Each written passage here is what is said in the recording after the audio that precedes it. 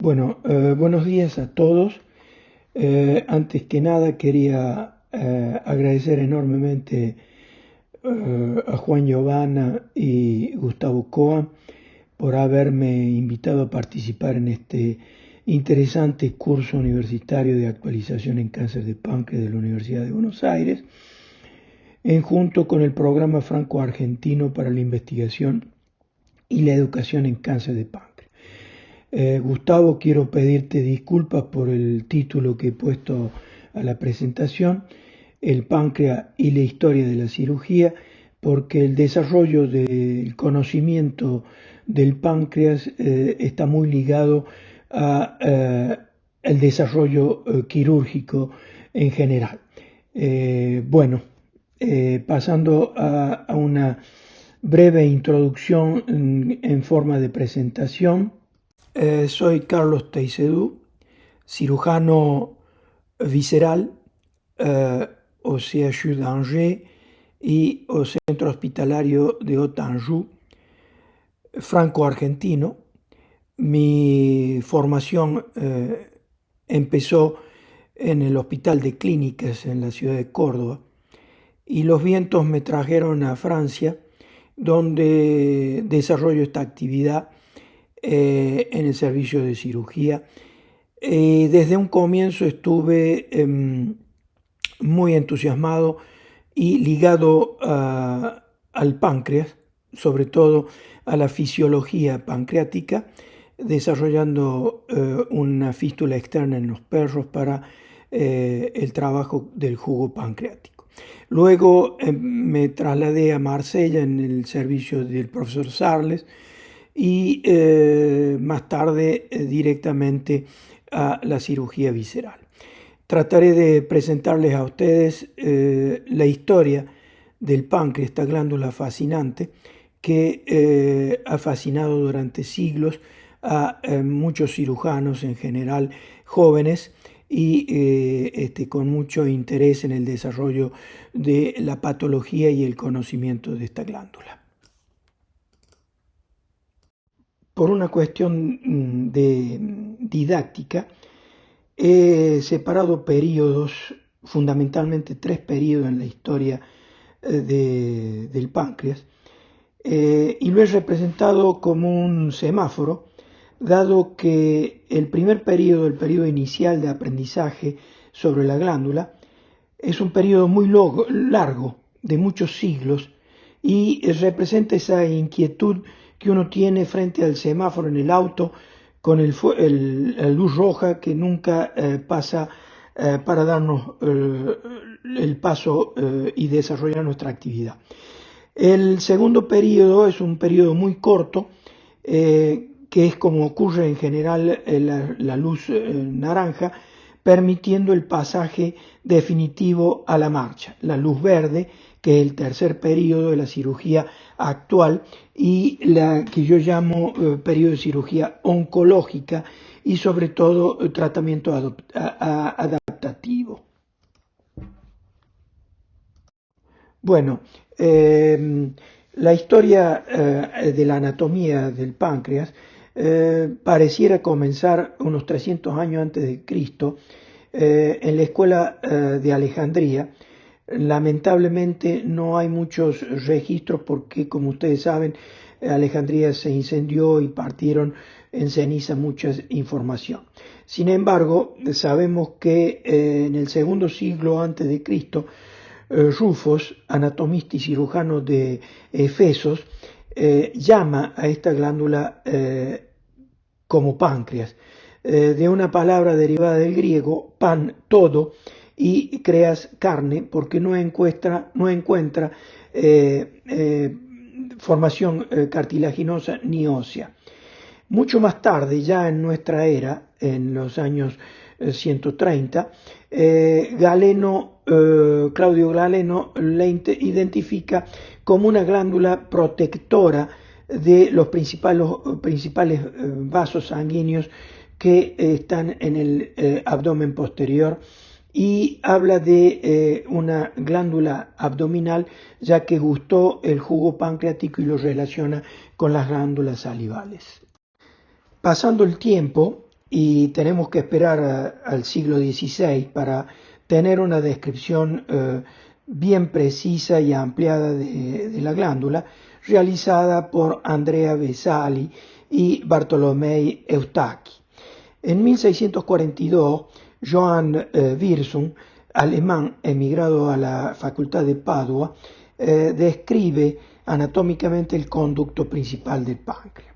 En 1724, Giovanni Domenico Santorini publicó en su libro Observaciones Anatomicae, en el que describe el conducto accesorio de la glándula, que motiva sin lugar a duda el conocimiento actual de Pancreas divisum. Al ser la glándula pancreática una glándula retroperitoneal profunda, la sintomatología clínica era muy vaga y se tenía muy pocas sospechas de la patología. Reviene como mérito al estudiante de histología Mois en París las primeras publicaciones, sobre todo en su tesis doctoral. En el año 1858, Jacob Méndez da Costa revisa los trabajos originales de Morgagni, los asientos y causas de la enfermedad, publicado en 1761, y describe el primer diagnóstico, posiblemente el primer diagnóstico microscópico del adenocarcinoma. Unos años más tarde, en 1869, Paul Langerhans publica su tesis Contribución a la anatomía microscópica del páncreas, en la que describe, mediante estudios de tinción y transiluminación, la estructura de lo que a partir del año 1893 se llamarían los islotes de Langerhans. Como dije anteriormente, Galeno, al descubrir esta glándula que llamó protectora de vasos, gusta el jugo pancreático y la relaciona con las glándulas salivales y la nombra glándula salival abdominal. Pero hay que esperar los trabajos de Regnier de Graaf, que realiza este estudiante que contaba con solo 22 años, realiza la primera canulación del conducto pancreático con una pluma de ganso y recoge jugo de secreción externa. Y finalmente Claude Bernard recopila todos estos trabajos y comienza a desarrollar la fisiología pancreática y es considerado hoy el padre de la ciencia basada en la evidencia. Describió diversos aspectos de la función exócrina del páncreas y fue el primero en crear un modelo experimental de pancreatitis aguda al inyectar bilis y aceite de oliva en el páncreas. En los años 1893, como dijimos anteriormente, Gustave Edouard Lagasse reivindica los estudios realizados por Langerhans y hace insistencia en que estos islotes podrían secretar hormonas que influían en el metabolismo de los hidratos de carbono.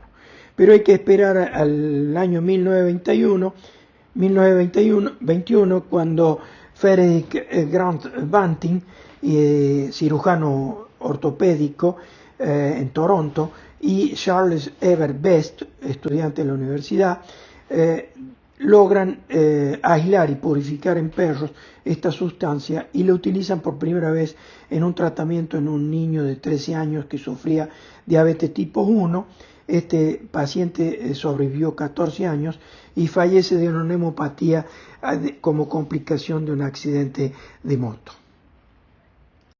Dejando estos hechos que marcaron la historia de la anatomía y fisiología del páncreas, entramos en lo que yo he tratado de he llamado etapa quirúrgica antes del siglo XIX.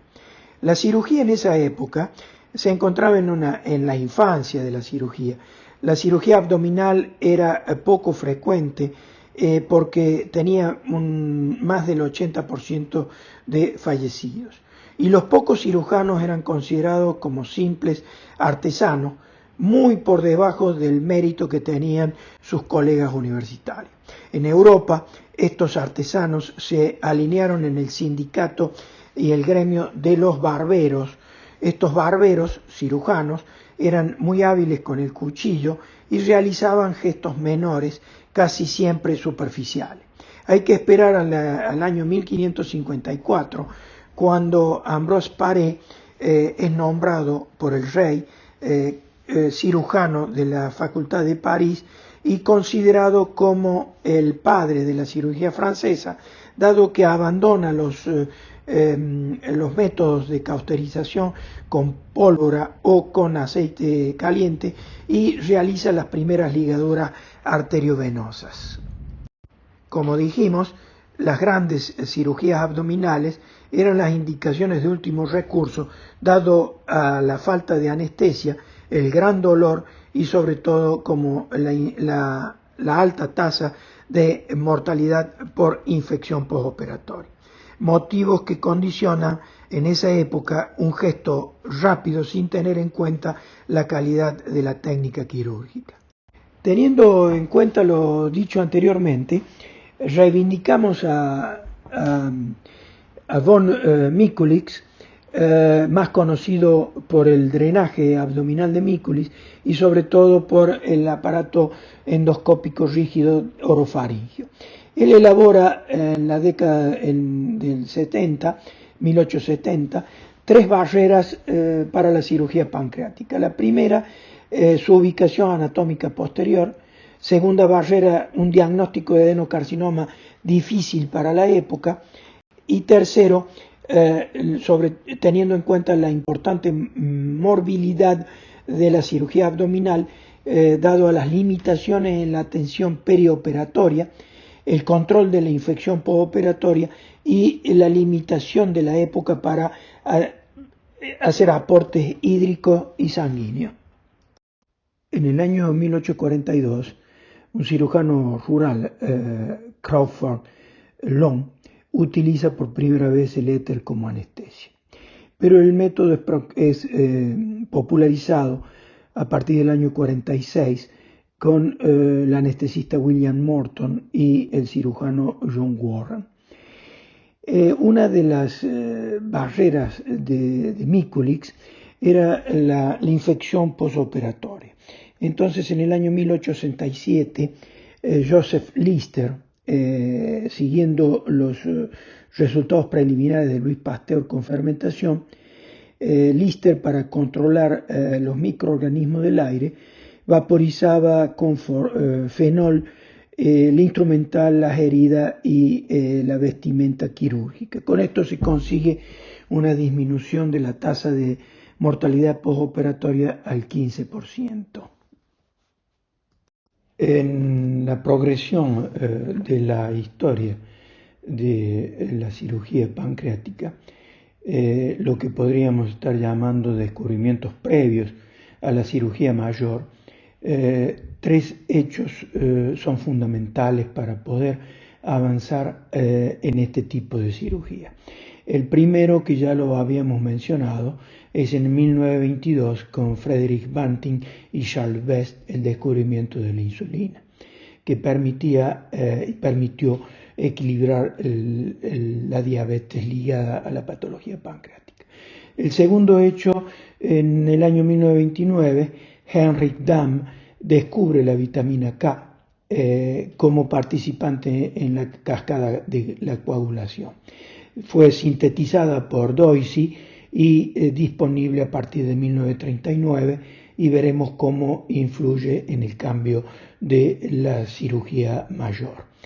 Sin lugar a duda, un hecho importante es en el año 1930 con Karl Landsteiner, que descubre los grupos sanguíneos, abriendo la posibilidad a la transfusión sanguínea durante cirugías importantes. De punto de vista quirúrgico, los procedimientos previos a la cirugía mayor, que forman una columna vertebral de desarrollo de este tipo de cirugía son, sin lugar a duda, los drenajes de lesiones quísticas, pseudoquistes benignos y en algunos casos también de pancreatitis, los drenajes biliares percutáneos en la obstrucción biliar, ya sea litiásica, pero en muchos casos debido a tumores de la cabeza de páncreas. En 1878, James Marion Sims realiza una colecistostomía cutánea en un caso de obstrucción biliar. En 1880, Alexander von Winwaiter intenta una anastomosis colecistocolónica. En 1892, un gran progreso es la anastomosis de Rux en Y, de Rux, para la reconstrucción gastrointestinal. Y sin lugar a duda, un elemento importantísimo en la cirugía pancreática es en el año 1903 el decolamiento duodenal o maniobra de Kosher. Estos hechos previos forman una columna vertebral de la cirugía resectiva.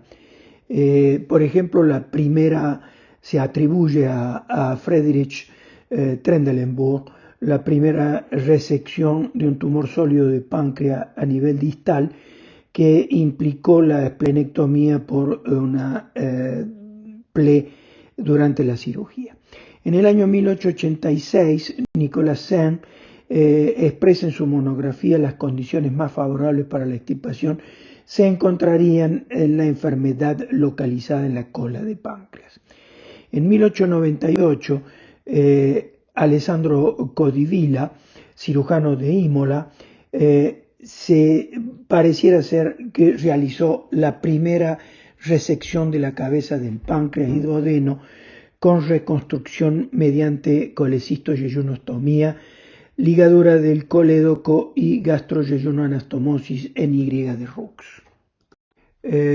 William Hastel, en 1898, cirujano ginecológico, reconocido por la técnica de tratamiento quirúrgico del cáncer de seno, realiza la primera resección de un carcinoma de la ampolla de Vater con un segmento de duodeno y una porción de parénquima pancreático circundante, haciendo la fermetura duodenal en el mismo tiempo. En 1904, Jacques-Ambroise Montprofit de Angers describe la colecistoyeyunostomía en asa de Y de Rux. Otro elemento que contribuye a la columna vertebral de la cirugía resectiva es Robert Dahl, quien realiza la primera hepático-yeyunoanastomosis siempre usando un asa de Y en Rux. Esto abre la puerta a la cirugía mayor. En 1909, Walter Cashew realiza una duodenopancreatectomía en un varón de 49 años afectado de un cáncer de ampolla de Vater. Considerado como la primera duodenopancreatectomía, dado que Codeville publicó muy poco el procedimiento. Es Graham, en 1934, quien se aventura a realizar una pancreatectomía total o cerca de lo total posible, dejando una pequeña pastilla de tejido pancreático circundando la vía biliar, con lo cual no hace anastomosis biliodigestiva. Pero el máximo progreso de la cirugía resectiva viene de la mano de Alan Whipple en 1935, quien publica en la revista Annals of Surgery el artículo de tratamiento del carcinoma de la ampolla de Vater. Todos estos procedimientos hasta la época se hacían en dos etapas, dado el compromiso de coagulación obstructivo por la obstrucción de la vía biliar. En esta diapositiva se hace el resumen de los últimos años del largo periodo de aprendizaje de la cirugía y de la patología pancreática. Hemos puesto la primera pancreatectomía distal por Trendelenburg en 1882 y ustedes ven que Codevilla hace la primera resección en 1898, pero con muy poca información del procedimiento. Y es en realidad Alan Whipple en 1935 que describe bien el procedimiento y cambia la cirugía en 2 tiempos por un tiempo a partir de la incorporación de la vitamina K en 1939. Es así que en 1945 Whipple de manera casual realiza la primera cirugía en un solo tiempo, en un cáncer que pensaba que era un cáncer gástrico y en la disección comprobó que invadía el páncreas y finalmente resultó ser un adenocarcinoma pancreático. La gran contribución de Whipple a la cirugía de la cabeza de páncreas, en un artículo del año 2002 sale una citación muy interesante donde Whipple decía que las habilidades quirúrgicas no pueden ser ganadas mediante la observación, así como las habilidades de tocar el violín no pueden obtenerse escuchando y viendo a un virtuoso tocar este instrumento. Lo cierto es que en 1942 Whipple habla de la introducción de 2 días de vitamina K y sales biliares como preoperatorio a esta gran cirugía. La resección quirúrgica debe ser en monobloc de la porción distal gástrica, todo el duodeno, porción terminal del colédoco y la porción cefálica del páncreas, realizando 3 tipos de anastomosis: la colédoco-yeyuno-anastomosis, la pancreático-yeyunostomía, que Whipple la hace término lateral, y la gastro-yeyunostomía en un asa tipo Y de Rux. Siguiendo lo que preconizaba Whipple, Charles Scheil III en 1944 realiza una anastomosis pancreático-yeyunal término terminal, introduciendo el muñón pancreático en el extremo del ansa yeyunal, utilizando la anastomosis biliodigestiva y gastroentérica en asa de Y de Rux. Alrededor de 1951, Moore describe la primera resección vascular, aunque hay que esperar 1973 con Joseph Fortner, quien preconiza la resección vascular para aumentar la posibilidad de resecabilidad de estos tumores. Esta cirugía lleva un alto porcentaje de problemas de evacuación gástrica y es ahí donde Luis Travierso y Williams Longmire en 1978 publican la cirugía de la cabeza de páncreas con preservación pilórica. Sin lugar a dudas que, como en el semáforo que describí al principio, esta luz amarilla es de corto periodo, pero abre la posibilidad de la aceleración. Y lo he puesto a propósito como periodo de diagnóstico por imágenes, que es realmente lo que cambia la historia de la cirugía y de la patología pancreática.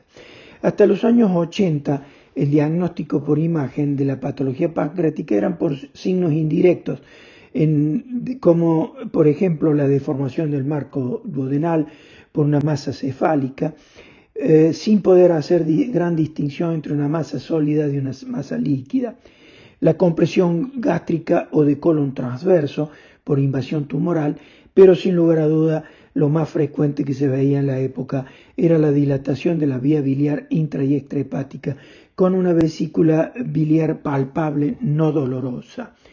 Esto era indirectamente signo de tumor de la cabeza de páncreas.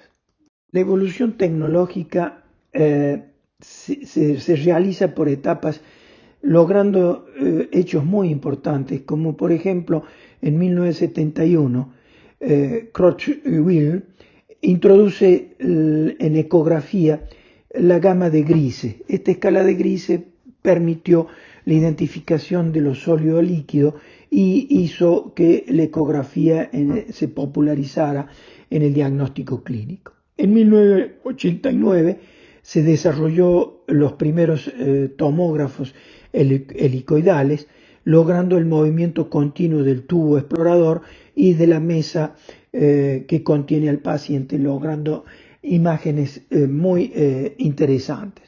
Pero hay que esperar hasta el año 1991 con el desarrollo de múltiples detectores, y en 1998 aparecen de la tomografía hasta con 4 detectores. Actualmente hay equipos que contienen hasta 256 detectores que forman lo que se llama la tomografía multicorte, dando imágenes muy fidedignas de un diagnóstico preciso. En la década del 90 se introduce la ecoendoscopía con posibilidades incluso de realizar citopunciones. En esta diapositiva se ven distintos aspectos de la tomografía actualmente. Se puede realizar un examen tóraco-abdominopelviano en un solo estudio. Permite realizar cortes muy finos con un estudio vascular bastante preciso. Afirma frecuentemente la naturaleza maligna de la lesión, sobre todo localiza perfectamente el tumor y el volumen tumoral, evalúa exactamente la extensión a órganos vecinos y a distancia, como pueden ser la metástasis hepática, la invasión tumoral a los ejes vasculares, lo cual determina el estadio tumoral y determina también la elección de paciente al tratamiento quirúrgico. Fundamentalmente da indicación de la posibilidad de realizar una cirugía oncológica R0 y la estadificación, como ya dije, de estos tumores. Como decíamos, a partir del 90 nos encontramos con una posibilidad de realizar la ecoendoscopía, la punción de páncreas, lo que permite un diagnóstico histológico correcto en los casos de duda, y el problema fundamental es que a veces necesita de múltiples punciones. Realizar con este material un estudio y un perfil molecular para caracterizar lo mismo, los biomarcadores, para caracterizar estas lesiones y poder adaptar quizás a un tratamiento previo a la cirugía. Actualmente, en manos experimentadas, la punción a la aguja fina da una sensibilidad cercana al 100% en el diagnóstico histológico del adenocarcinoma de páncreas. Entramos actualmente a la aceleración de la etapa final de lo que podríamos decir la cirugía de páncreas actual. Yo he tomado un título más genérico, etapa oncológica, y quizás de tratamiento personalizado. El primer salto que se obtiene con la tecnología actual es que antes de tener todos estos elementos diagnósticos, la cirugía trataba de resolver problemas de morbimortalidad, y hoy la tecnología moderna permite mejorar la selección de pacientes, con lo cual asegurar la cirugía, adaptación del tipo de prestación oncológica a la cirugía R0, o sea, la resección total, mejorar el manejo de las complicaciones perioperatorias, colecciones o estenosis, mejoras en la anestesia general y la mejor hidratación y el cuidado pluridisciplinario perioperatorio con mejor control nutricional nos han permitido llevar hoy en día a las cirugías mucho más complejas y con mejor futuro para este tipo de pacientes. Un hecho importante en lo que podríamos llamar la cirugía adulta es este segundo salto o cambio de paradigma. No hay que olvidarse que hasta los años 80 estábamos en la investigación pancreática con animales. Se comenzaba con la experimentación en biología celular y entrando en los años 90 se abre la puerta de la biología molecular. Pero sin lugar a duda la aceleración de la biología molecular es a partir del año 2000 con el estudio de alto flujo y la caracterización genética de estos tumores, permitiendo realizar subcaracterizaciones o subtipos de tumores pancreáticos que pueden tener un mejor tratamiento combinado. Un cambio importante en el paradigma de la cirugía pancreática ocurre dado que la cirugía actualmente se hace con mayor seguridad, lo que ha permitido una mortalidad operatoria baja, alrededor del 2 al 8%. Sin embargo, las complicaciones siguen siendo relativamente altas, oscilando entre el 50 y el 70%. Quizás el desarrollo de la cirugía mini-invasiva, laparoscópica o robótica, permitan mejorar todos estos datos. Sin lugar a duda, la seguridad quirúrgica está ligada a las mejoras en la anestesia, a la mejora en el instrumental de disección y el control de sangrado, las vías de recuperación rápida después de la cirugía y el cuidado perioperatorio, permitiendo esto llevar más allá a las resecciones multiviscerales con resección vascular y reconstrucción, que es sin lugar a duda una de las grandes discusiones actuales que todavía falta un tiempo para lograr una respuesta definitiva. Hoy en día se hacen muchas preguntas y las respuestas son importantes y dependen del centro de experiencia y de complejidad del equipo quirúrgico. La primera pregunta es el extendido de la resección.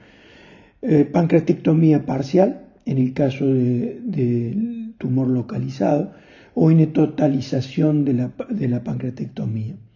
La duodenopancreatectomía, según los principios de Whipple, o la conservación del píloro, siguiendo la técnica de Travierso-Longmeyer. La conservación de órganos o resección de órganos vecinos, llevando a las resecciones multiviscerales. La disección del plexo nervioso, circunferencial o hemicircunferencial. La resección de los grandes vasos,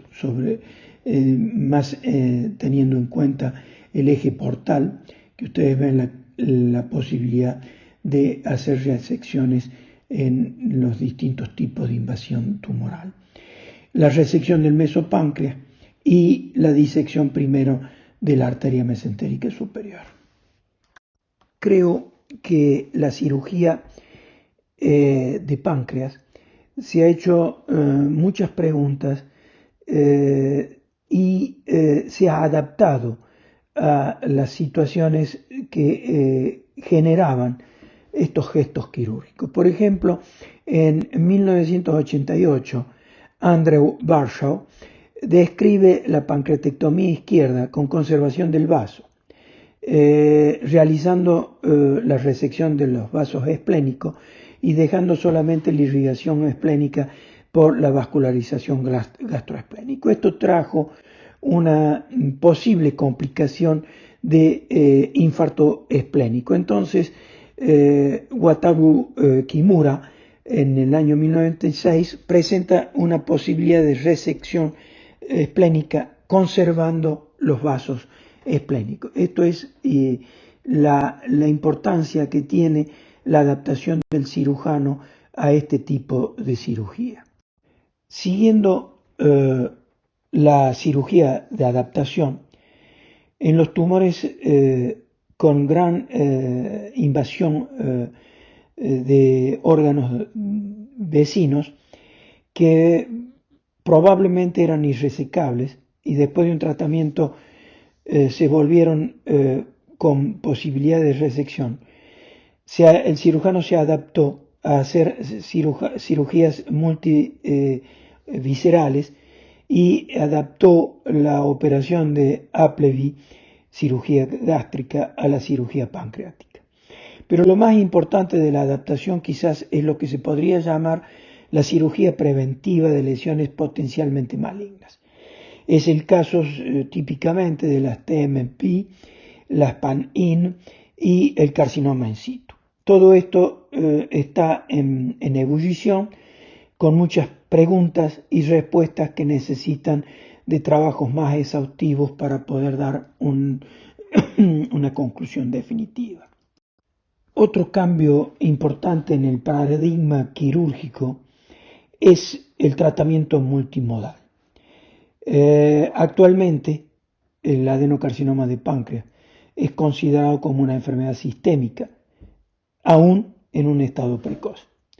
Por otro lado, la asociación de la quimioterapia, distintas versiones como el FOLFIRINOX, gemcitabina y otros, ha mejorado la sobrevida, pero fundamentalmente ha permitido reducir el estado tumoral de lesiones avanzadas, permitiendo proponer una resección, como decía anteriormente, multivisceral y resección que podríamos considerar R0 y por lo tanto estamos en una cirugía curativa.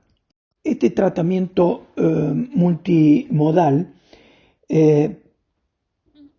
puede llevar, dado el desarrollo de nuevas quimioterapias y nuevas vías terapéuticas, tratamientos orientados en caracterización molecular de los cánceres de páncreas, el interés de tratar todos estos tipos de páncreas con neoadyuvancia, con quimioterapia focalizada, a una cirugía adyuvante.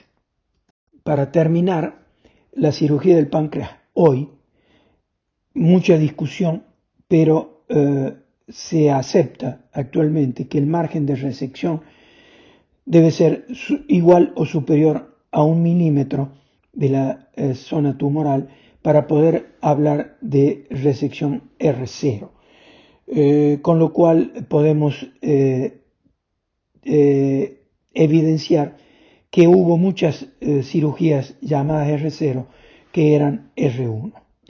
La otra problemática es la linfadenectomía, tema de mucha discusión, pero que poco a poco va mostrando que no cambia mucho el pronóstico tumoral. Lo que sí existe como acuerdo es la operación de resección del triángulo, este triángulo comprometido entre la vena cava inferior, la vena portal y el tronco celíaco. Este triángulo debe ser resecado en su totalidad. Lo mismo, la gran discusión es si realizamos resecciones primera de la arteria mesentérica superior, la linfadenectomía periarterial completa o hemicircunferencial. Otra de las grandes preguntas en la cirugía actual es la resección primera del mesopáncreas.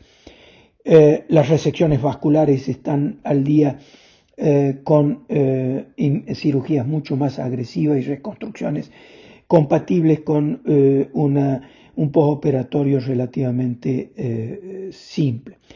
Sin lugar a duda, el futuro pasa tal vez con cirugías mini-invasivas, con la cirugía celioscópica y la cirugía robótica. Yo en todo caso, la cirugía pancreática empieza a escribirse ahora y por lo tanto no puedo hablar del futuro. Simplemente agradecerle la posibilidad que me dieron de exprimir estos conceptos. Muchas gracias.